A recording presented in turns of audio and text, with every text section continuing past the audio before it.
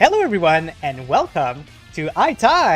I am Ninja Guy VR, and today we have a very special guest that we're interviewing on a game that I've been interested for a while. But before we do that, I want to tell you guys what iTie is. It's a interview show where I interview VR indie developers, and there's a lot of shows about interviews, but the thing that distinguishes my show is that I wear a tie, of course. And today I am wearing my controller tie, so it's a very nice one. It's one of my favorite actually, so that's why I decided to use it today. There's some nice wording, let's play games, some fun, some battery charging there.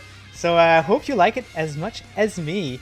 But before we start, let me see if there's anybody in the chat. We've got Phoenix. Good morning, Phoenix, to the stream. Happy to see you here. I'm having technical difficulty with my camera for some reason. I'm going to try to fix that. But welcome, Phoenix, to the stream. You made it this time. Happy to see you here. All right, without further ado, let me introduce you guys to Rein. Welcome, my friend. How are you doing?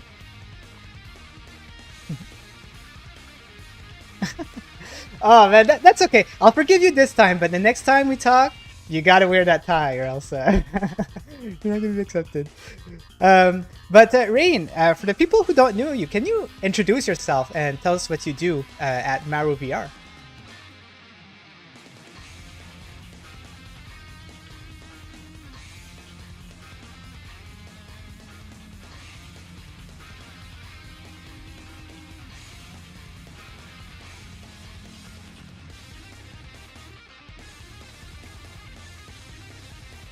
Companies, training apps, or stuff for museums, stuff like that. But now we are working on our first game, which is called Bootstrap Island. It's a virtual reality survival roguelike game, and we released it to early access only on Steam this February. And now we are working hard on some of the new updates and stuff that's going into the game. Yeah, very exciting, and you did give us a little bit of a glimpse of what to expect, and that's what we're going to be talking about today too. What we're going to get and see if we can extract some new stuff out of Rein today. But Rein, let me know. Can you tell us how it all started? Can you tell us your journey on when you started gaming up until how you got a position into Maru VR? Well, I have been really into games for a long time. Not just like I sometimes play games, but like I was playing games so much at one point that I had to start writing reviews about it, about different video games into magazines and stuff, and because my friends just couldn't tolerate me talking about games all the time. So then I originally didn't work in games, or I didn't even think that I would ever be working as a video game creative producer. My background is in film. I went to film school, and I was working in commercials and making short films.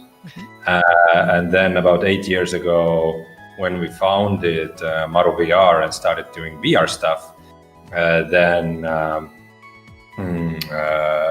we have tried all kinds of technologies, all the things that VR can be used for, and just from the first time that I tried VR, I knew that this is like the next step and the next logical evolutional step in gaming, and I was so thrilled to even have the opportunity to work in this space and to explore it. And now, 40 experiences later, we are making our first game. And I think that we're the kind of guys who just really believe in VR and see the huge potential that this technology has, but also the stories it can tell, the worlds where it can transport us. And just the idea that we are one of the first people who try out something new or break new ground in VR is very exciting for us. Very nice. Yeah, and it's a good opportunity because it's such a new market, and not a lot of people dive in it. So it's really a good opportunity to grow and to make the studio just a good one with a good reputation and its building and all of that. So I think it's a good idea, and I think you guys had a good move into going into there, and yourself a good decision for sure. So let's talk about Bootstrap Island. This is why we're here, and Sure. very exciting title. So for the people who don't know, Bootstrap Island is a very unique survival game with a setup where you're stranded on an island and you have to find food and water to survive. But there is actually a big twist when it comes to night. Can you tell us in your own word, Rein, what Bootstrap Island is and what makes the game so unique? So, Bootstrap Island is a survival game which is made for VR from the ground up.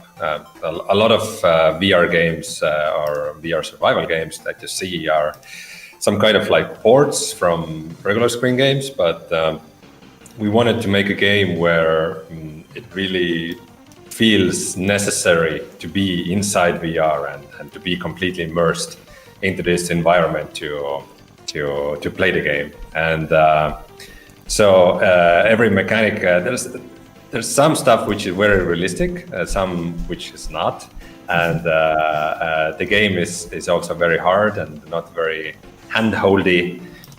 So there's going to be a lot of trial and error when you play the game. So you have to, and because some things are randomized, you have to reconsider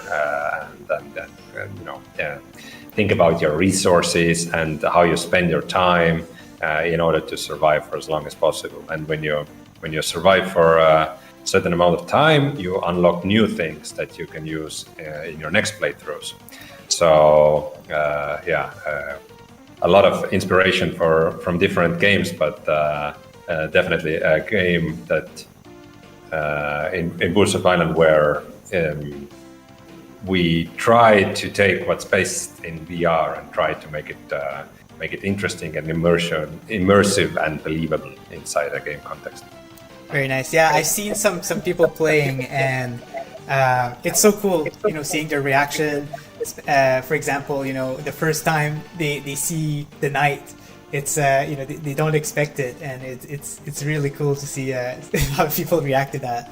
So, would you say that there's roguelike element in the game? Is it the type of game where you die and then you restart, and with better equipment and things like that? Is that what you would consider the game?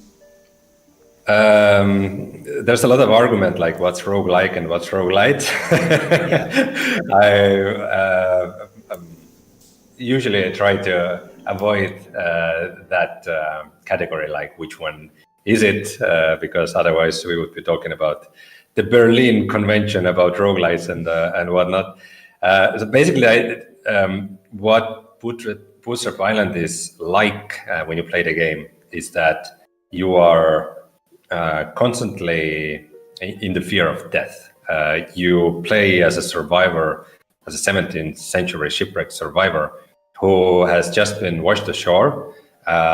You have very limited daylight time, you have very limited means, but also the character you were playing as is not like a seasoned explorer. He finds himself in a completely new territory that he has no skills or understanding about. So you as a player also have to use trial and error to find out what works for you and what's the best strategy for your survival. So death comes very easily. The darkness in the night is also deadly, and you have to use fire to.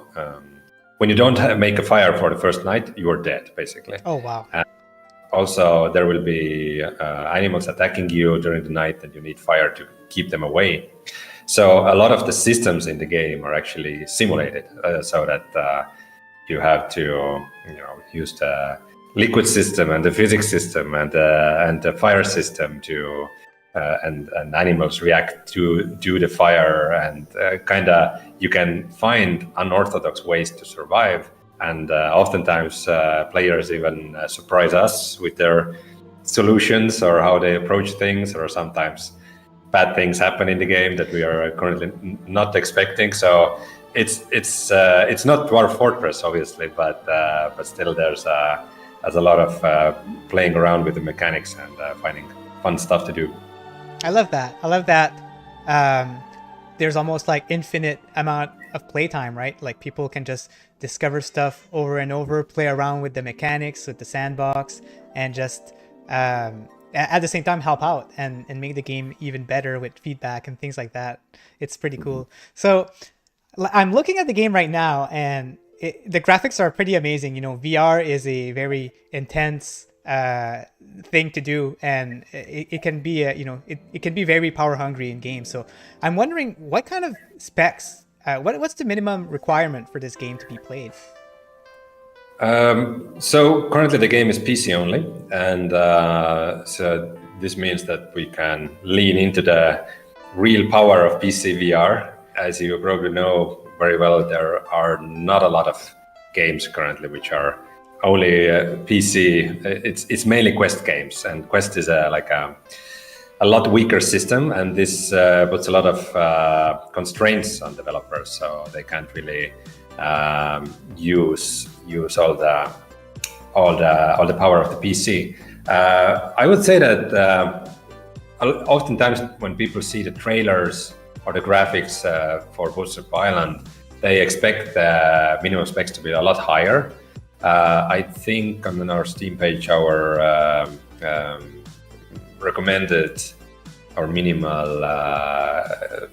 graphics card is RTX 2080, but some people have a lot of weaker cards and they're still saying that they can play the game pretty well if they tweak the settings a little bit. So there's a lot of work being done with optimization. We, of course, will optimize the game even further as we are developing it. But yeah, you don't need like a high-end 4090 RTX card to play the game. Definitely, you can use older systems as well.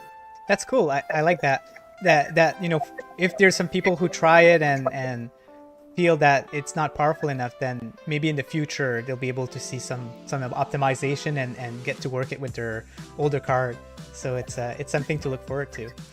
Yeah, we plan to release a demo at one point as well, but currently we don't have the demo for the game. Yeah, that makes sense, and you know, we do have the opportunity to try it too in early access. So that's a good opportunity also. So what kind of mechanics is there in the game that can help you survive? I know that you talked about, you know, fire. If you don't make a fire the first night, it doesn't. You're probably not going to survive. But what other mechanics can you expect? Well, we set a very difficult task with Bootstrap Island, where we're trying to make our own dream VR game that we feel like doesn't exist yet, or this type of games don't exist yet in VR. So basically, since there's almost no tutorials or text instructions in the game, it's basically you can do pretty much everything that you see. Like the best feeling when you are playing Bootstrap Island is that when you think of something and it's like, can I do that? And then you try it and it's, I can. And that's really something that we want people to explore. For example, that we have this liquid system where, I mean, everybody was so impressed with Half-Life Alyx that there were bottles which you could turn around. But we have a similar system, but you can also like open the bottle and put fresh wet water into it. You can break open a coconut and pour coconut milk into the bottle and carry it with you in a satchel so that you have portable water with you, and use the husk of a coconut as a tinder to start a fire. So when I told you that you need fire, usually how it's solved in the games is that you have some sort of a menu where you select fire, and then maybe you place it on the ground, and then you start kind of bringing resources to it. Where we have a system that every time there's a spark in the game, whether you smash some rocks together or you shoot with your flintlock loaded pistol or musket, and then every time you press trigger on the cockpit gun, it makes a spark, and you can use that spark as well. If it hits something which is flammable, then this thing starts burning, and you can add more stuff to it. So basically, you can during the night when animals are attacking or something like this, then you can just pick up a random stick from the fire and use it as an improvised torch. So really, we are trying to make a game where everything that you can think of, you can do. So just telling all the mechanics that you can do in the game is kind of like a spoiler, but also there's just kind of too many to count in a way, because there's some strange combinations that you can also do. There's still some that we are working on. For example, a lot of people are trying to drink seawater, which is not something that I advise in real life, but it's not something that you can do in the game yet. So we are definitely adding that at some point. It's funny because it seems like you're trying to make it like it's real life, right? Like anything you can do in real life, you should be able to do it in the game. You can drink seawater in real life, but there's going to be some, bad thing if you do that. So I like the idea that you're trying to make it as realistic as possible. It definitely goes back to our roots as the previous VR experience that we have made, because this client work that we have done have often given us a lot of freedom to choose like what kind of headsets we use, whether it's PC connected or even use some like physical things that people can use in like museums. They can walk around in a larger area in some places. So we have a lot of time and experience to see actually from the reactions of people, like what works and what doesn't, and what gives people the enjoyment of being inside VR. And I think that's really meaningful for us. Something that I noticed that that I haven't seen in other games is how you break the coconut. I know it's like just a small detail, but how you break the coconut and the water can spill. You can, if you're just too shaky, right? You're going to lose water, and the water is so delicate, and that's just like in real life, right? So it's the first time I see people opening coconuts, that's what they do. They're like, oh crap, I'm actually losing water. I better be careful, So it does the little things, just makes it even better. So it's I'm going to give you a pro tip that after you survive 3 days, you unlock a knife that you can find in chests, and then when you break open the husk of the coconut and you have the inner part, the nut part or the core part, then when you use the knife to break the eyes of the coconut, you can pierce them, and then you can drink it, and then you will spill it less. Oh my gosh, I never thought of that. Okay, this is a really, really good tip, guys. You've heard it here first, guys, in the interview. No, that's a really good tip. Thank you. You know what? Now I'm kind of curious. You did get an update out, I think a few months ago. Yes. And you did have a nice trailer about it. We're gonna put the trailer here, and can you tell us what you've introduced in one of the latest update? Mm-hmm. Yeah, so we launched in February, and I think in total we have released like 11 updates after that. A lot of like small bug fixes, but also new features like snap turning and the toggle crouch button, and just quality of life stuff, but also some new features like fishing, which wasn't originally in the game. And I think this May was our first major update where we introduced two major new things. One of them is a satchel, which is basically an inventory system. So originally the game actually, when you start out, your character has nothing. So he basically only has his own two hands, and what you put in your hands is something that you have to consider, because even when you have to climb, you have to drop the items that you're carrying. So there's a lot of this very moment-to-moment inventory management in the beginning. But as you progress in the game, you can unlock a satchel, you can carry it over your shoulder. So it's basically like a portable inventory. You can even have two, one on each shoulder, if you are very lucky and happen to find two. And the other thing that we added is an item which is also unlockable in the game, which is a book. And you can use that book to build more complex things. The book launched with two blueprints, a gate and a fence. So you can kind of have a campsite which you fence off from the monsters and have a little bit more safety during the night.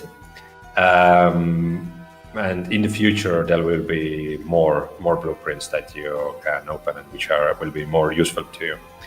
And about the building is actually also, as with everything else in the game, it's very realistic and needs a lot of consideration and focus to even use it.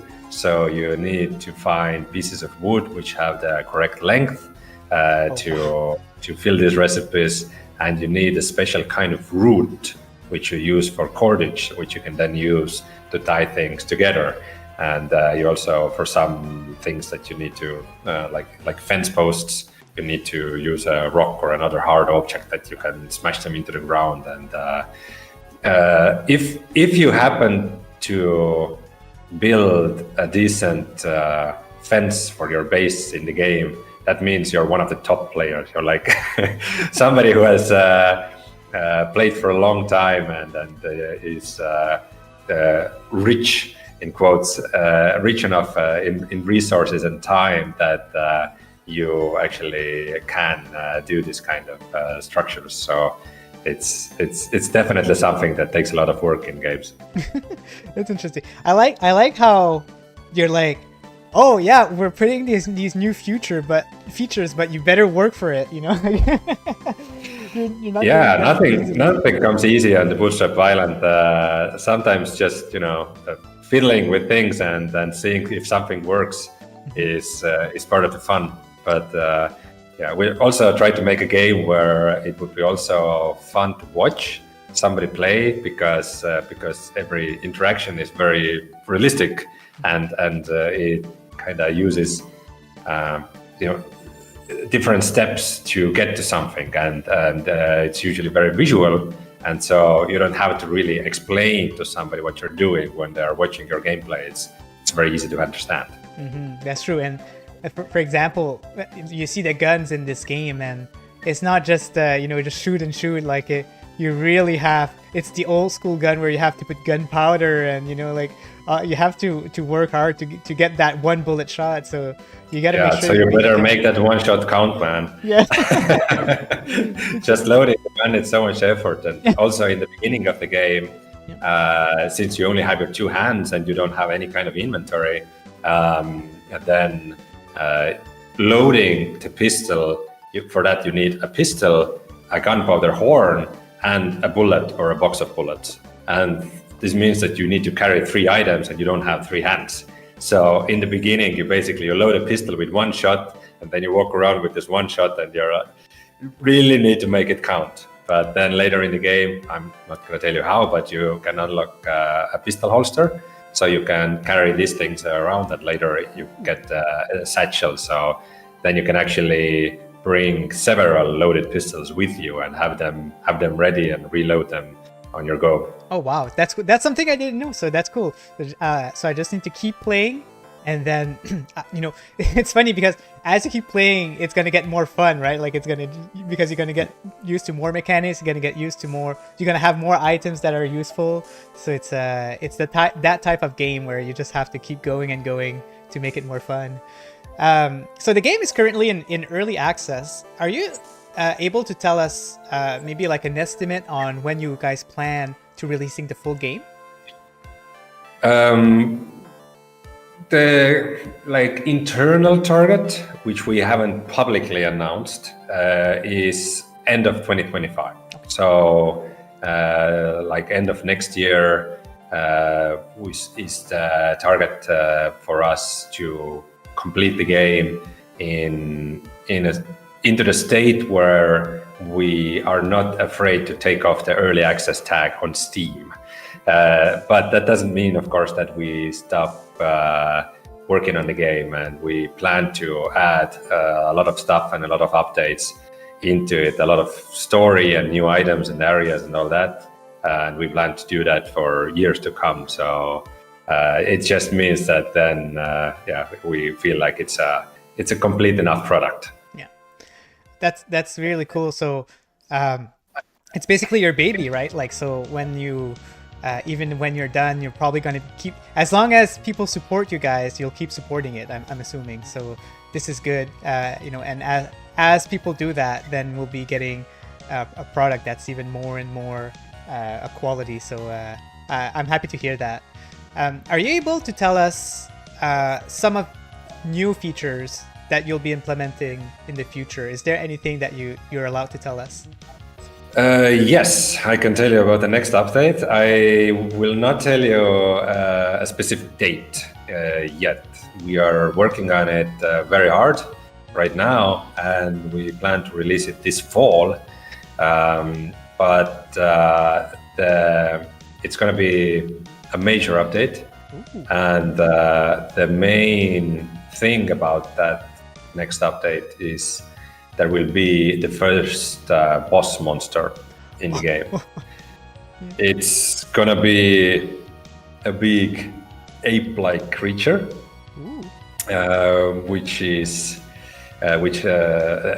has his own like area, his own nest, the place which he feels very strongly about, that this is his place and you do not belong there.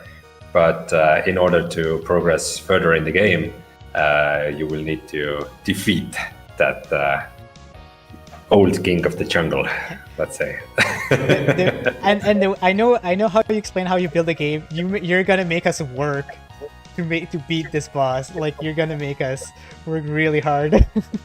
Oh yeah, I mean, this is not the type of game where just showing up and shoot a bullet and that's it, right? Pressing X on the correct time is not going to win you the game. You really need to prepare for this fight and consider everything around you.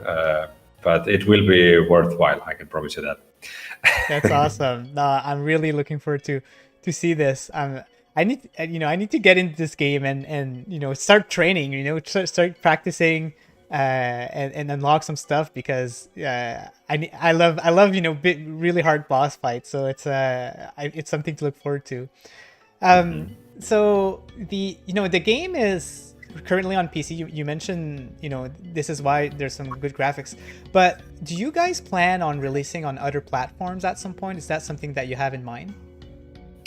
Well, we haven't announced anything, so this is just like hypothetical talk, just chatting. Okay. But PlayStation VR 2 is definitely something that we are considering, because PlayStation 5 is a strong platform. PSVR 2 is also a very good headset. I just recently got the PC adapter for my PSVR 2 and tried it out on PC. And I mean, the headset is amazing. The screen is very good and very, very sharp. And it's very fun to play Bootstrap Island with a PSVR 2 as well. I mean, especially during the night, you really appreciate the OLED screens and the true blacks and all that. PSVR 2 would be an obvious choice, but we are not currently yet working on the porting of the game, because we want to at least finish the early access version first. As we are a small team, Maru VR is about 15 people, then we really need to consider our resources and focus on things that bring most value to the players, basically. The Quest version is something that we get asked about a lot, and to be clear, the business climate of VR really leans toward the Quest platform. A lot of people are playing VR games on Quest as a standalone only, a lot of PC players used Quest as well, but a lot of standalone players as well. So we are not saying no to that completely in the future, but we are currently not working on a Quest version, and it's not something that we have decided that we will definitely do. But yeah, it's something that as a company, we don't have any other choice as to consider that in today's climate, let's say. Yeah, I get what you mean. It's such a popular platform that's so many developers are just starting with the Quest now, and then going to other platforms because of how popular it is. And no, that's good. I'm happy about that, because I think it's a good idea to consider only after the game is in a state where it's not in in early access or anything like that, because especially PlayStation, the PlayStation fans, they really like when a game is fully completed. I know a developer that I talked to, VR Monkey, they decided to release a game in early access on PlayStation, and it didn't end up well for them. Let's just say they had to do a lot of work to make it work. So it's a good idea. I think you guys went with a good plan to start with PCVR and then consider your options afterwards. That's a good idea. So Bootstrap Island was actually part of a boot, pun non-intended, and at Gamescom, part of the home of XR. Rein, were you were you able to go at Gamescom and present your game over there? Yeah, I was there. 3 very intense but very, very fun days of showing the game to influencers and press, and talking with other game devs, and it was amazing. Nice. Can you talk about your experience over there and a little bit more? Sure.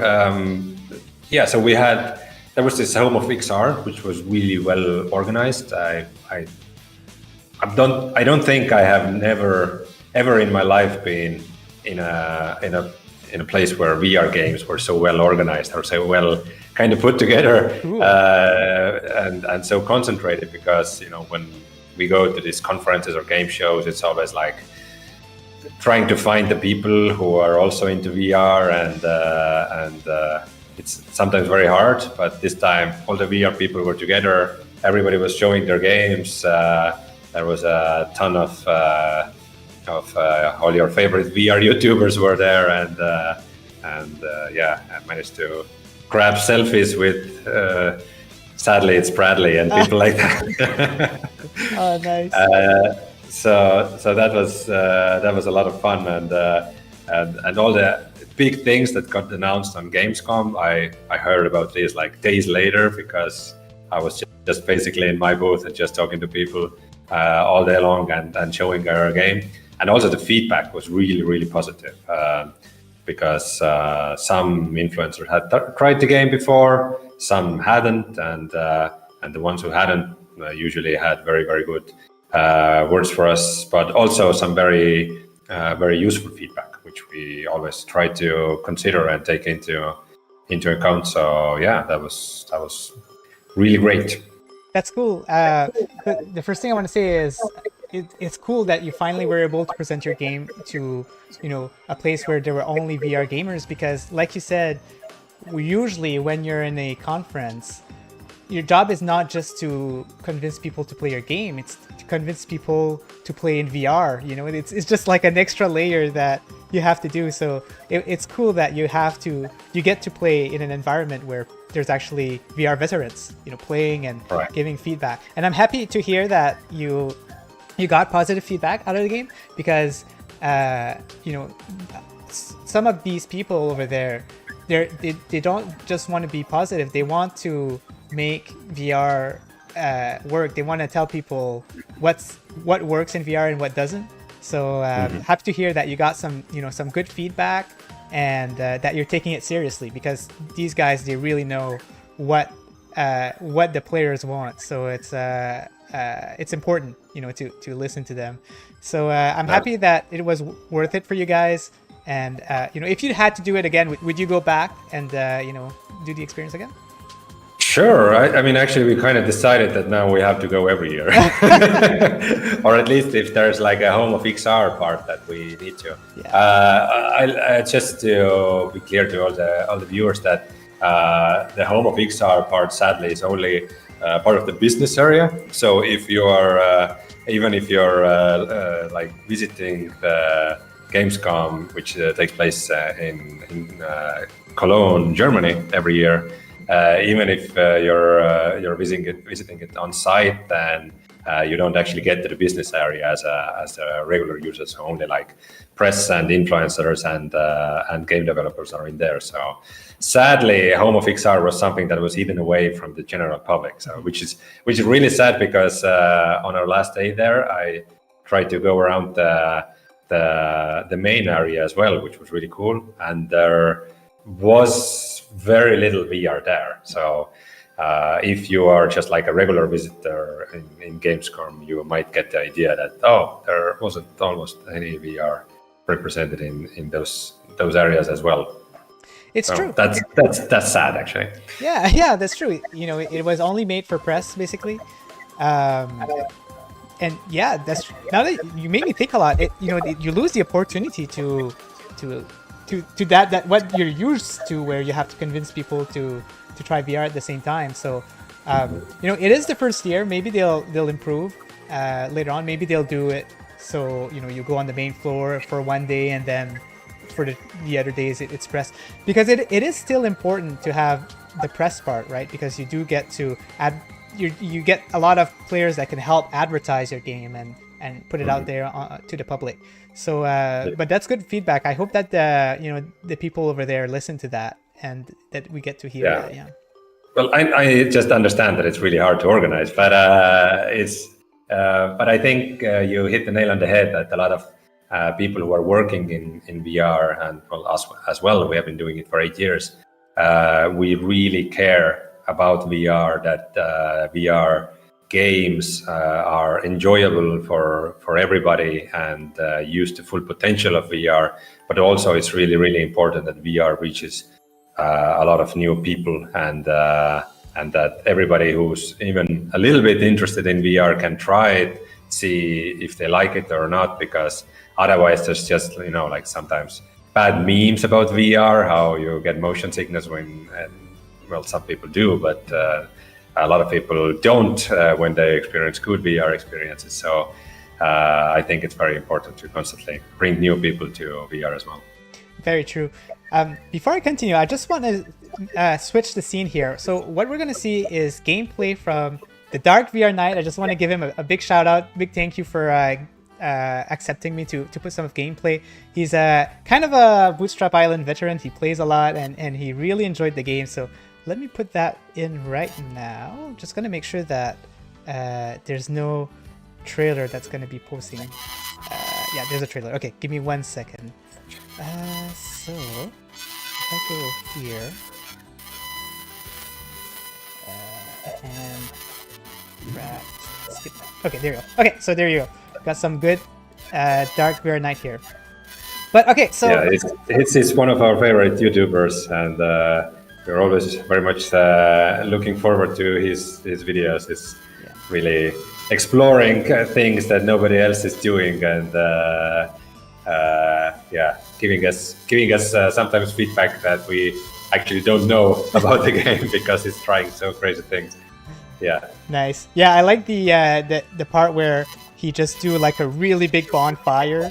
Like he just assemble I think all the wood that he can find, and just make a big bonfire, and it just crashes. There's just too much fire, and I'm sure these kind of things are things that you didn't expect people to do. So that's cool. Yeah, we've had people surviving like 150 days in the game, which is like 40 hours of gameplay, and one person basically carried all the big rocks together from the old island to make make this very safe cave. And when you see people doing things like that, it's really amazing for us. The whole development team it's cool. is always having a blast if these things happen. Rein, there's a weird static noise coming out of your mic right now. Have you ever experienced that? Do you know this? It might be my microphone cable. Give me 1 second to reconnect it. Sounds good.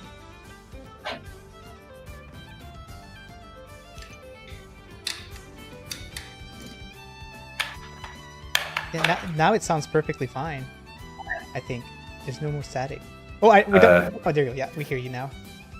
Is it back? Yeah. Now it's perfectly clear. That's great. Cool. Yeah, that was weird. But anyway, so for the people who wants to get in the game for the first time, they see this, and what would be like some advice that you would tell them for people who want to play this for the first time? Read the tips on the loading screen. Oftentimes people start the game, it's like, text, whatever, just start the game. But I would say that just start trying things out. Trial and error death is your best teacher, basically. So I would not be too worried when things don't work out in the beginning. Becoming better in the game and mastering the elements and finding your own strategies is really the fun part. But also we have a very good community, and there's often people who are new to the game ask questions and like, what plants can you eat, which are poisonous, which can you cook, that type of thing. Sometimes it's really fun to read the Discord, and it's like, you're not sure if it's real life advice or game advice. So that's very fun to see. But my number one advice is to just play the game, try things out, and don't look up anything on the internet. Just be a person stranded on a strange island, and try to make the best of what you have.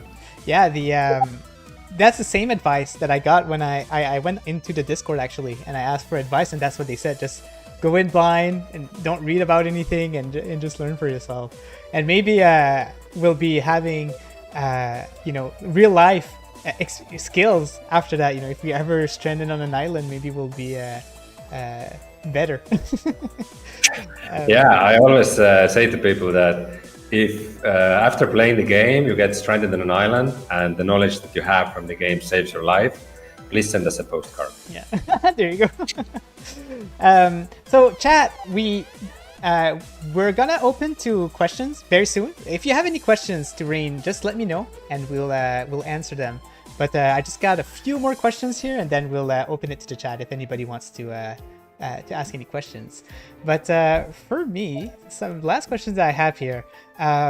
So I know that I understand that you guys are going to be working on Bootstrap Island for a while now, but is there talk about maybe having to release another game at some point, or maybe DLCs to the game outside of Bootstrap Island? Is there anything else that you can talk about? What's been happening with Maru VR?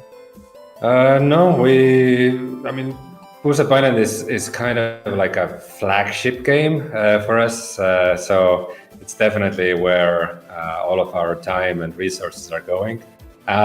We have some ideas in the back burner, but not something that we are currently very actively pursuing. So it's truly something that we still have a lot of work ahead of us. We haven't even talked about the story, which is also something that we plan to have a lot of like story and narrative elements in the game as well. And the story is completely dynamic and reacts to the player. So basically, you hear this mystical old man's voice commenting on whatever you're doing, and he's aware of your story and is kind of narrating your unique story. So I think that a lot of stuff that we have done so far in Bootstrap Island is still laying the groundwork in a way, and making the base gameplay work as well as possible. And then right now we are only getting to the good stuff, where we're actually adding new and fun elements to the game to explore these systems that we actually have in place. So you can expect a lot more Bootstrap Island stuff over the years from us. Yeah, and that's not a bad thing, because being fully focused on the game that's currently in early access, I mean, it makes sense that you're working on it and making it better. This is the type of game where people want full support. So it just shows your dedication and how the game is going to be in the future. So I like that. One quick question. So, you mentioned that you're going to implement like a story element to the game. I'm someone who needs a game, to be. I'm not too much into sandbox type of game. I like game where there's direction and like that. So is the game in its current state, is it finishable, or is that something that you plan on having like a way to roll the credits at some point? No, the game is not story complete. Okay. And if I'm being honest, I don't think it will be story complete when we release the full game as well. We're going to add story chapters to it also. But we are trying to walk the fine line where you get some hints as to what's the next thing you should do to progress the story. But we don't want to be like this is a big arrow where you need to go and it's blinking over there and then you have to do this, because we want players to be in charge of their own adventure and feel like the story that they are experiencing is their story, because it's unique and different for every player. So we are constantly finding that balance in every story thing that we do, but definitely there will be a lot more story content in the future. Awesome. And the only other thing that would convince me is if there's progression. So if you put achievements on there, or some kind of like reward system, that's definitely going to make me want to give it a try and complete these achievements. So just a little bit of feedback on my end. We've got an interesting question in the chat, actually. Phoenix is asking, any thoughts on Bootstrap branching out to multiplayer? Multiplayer is something that we definitely have thought about, but it's not something that we are working on currently. It definitely would be fun to survive on an island with a friend, or fight to the death over the last piece of food. But it's not something that we are working currently. So we want to create a single player game first and then make a decision after that. The game would be too easy and you just don't want that. So totally understandable. Well, there's I have been reading a lot of real life survival stories, and while it is definitely easier to have several people shipwrecked at the same time, you also have the consideration that you will spend a lot more resources, and you will be out of food and water in a shorter amount of time. So it definitely creates new challenges and new tensions as well. Yeah, that's true. That's true. You're always going to find a way to make our life miserable if you implement something new. I love that. My last question for you, Rein, is if you were ever stranded on an island, what VR game would you bring with you? So I'm stranded on an island. I have a VR headset. I have power. Do I have a PC? Yeah, you do. Well, I can make a PC magically appear if your game is on PCVR. Yes. Beat Saber. Beat Saber. That's a good one. No, but this is a good opportunity to. I mean, of course, the obvious answer would be Bootstrap Island, but I'm thinking about which VR game I would recommend to others. Then one game that really impressed me this year was Medieval Dynasty, New Settlement. Ah, that's a good one. I had a ton of fun with that game, so maybe I'll bring that to the tropical island, and then when my survival needs are taken care of, I can relax with some Medieval Dynasty. That's good. I'm happy to hear that. I'm happy to hear that you enjoy Medieval Dynasty, because it just shows that the survival type of game is what you enjoy, and you don't see them as rivals, right? So yeah, it was very well made. I was completely blown away, and it was working very well on Quest 3 standalone. Yeah. So there is hope. Yeah. What's nice about this game is that yes, the graphics are pretty bad, but they nailed everything else, right? So that's it's cool to show that it's possible and that they were able to nail that. So that's cool. All right, cool. Well, Rein, thank you so much for taking the time today. And thank you for having me, and thank you for being interested and passionate about VR. We wouldn't make games for VR if there wouldn't be people who are passionate about VR. Yeah, that makes sense. You know what? Honestly, I've only started doing VR this year because I still felt like it was in the prototype state even beforehand, right? There was a lot of games where it just felt rushed and things like that. And I feel like this year was the time to come in with Assassin's Creed, Nexus coming in, Asgard's Wrath 2, some really quality titles, and Bootstrap Island. I can't leave that one out. But yeah, I think for the people watching today, if you haven't played VR right now, I think that it's time to reconsider. There really are some really nice games in the system now. People are actually taking it seriously. There are some investors, spending some money and helping out developers. So it's a beautiful thing to see. But once again, thank you, Rein, for being here. We'll keep in touch on Discord, guys. I have the link to the Discord and to their Twitter on my description. So definitely join if you have feedbacks of the game, or if you want to talk with a lot of passionate people. There's a lot of people talking in there. Very nice community. Nobody like there's not a lot of people complaining or anything like that. It's just great feedback, and I'll definitely be staying there and talking to these people when I play the game. I wanna give a shout out to our community, because when we released the game, especially into early access, I think we were ready that not everybody in the internet is nice to us, but we have been completely blown away about how cool the people in the community are, and how helpful and inquisitive and creative in their gameplay. So yeah, we have been really lucky with our community. Yeah, really good move on releasing in early access, so you can get the feedback from the people and make the game even better. Is there anything else you'd like to say, Rein, before we end the stream today?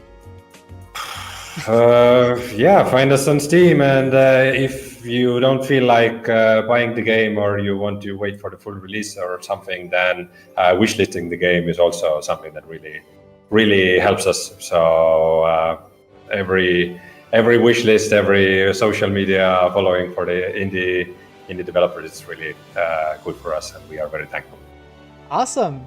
Well, thanks again, Rein, and have yourself a good rest of Friday. Have a good weekend, everybody in the chat, and see you on the next interview. Bye. Bye. Thanks.